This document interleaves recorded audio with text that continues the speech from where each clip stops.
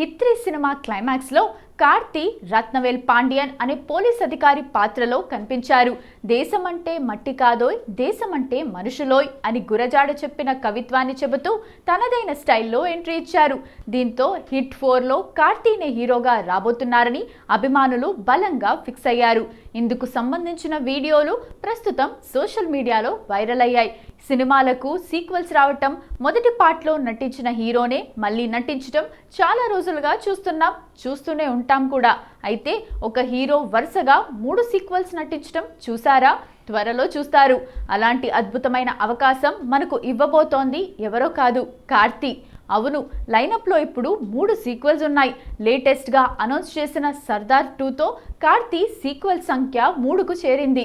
దీపావళికి విడుదలైన సినిమాల్లో సర్దార్ మంచి టాక్ తెచ్చుకుంది.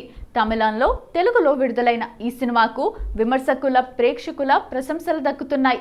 ఇక వసూళ్లు కూడా బాగున్నాయి. సినిమా ముగింపులోనే 2వ పార్ట్కు అవకాశం ఉందని చెప్పకనే చెప్పేశారు. ఇప్పుడు ఆ సినిమా సీక్వెల్ను అనౌన్స్ చేశారు. త్వరలో సర్దార్ 2 మొదలవుతుందని ప్రకటించారు.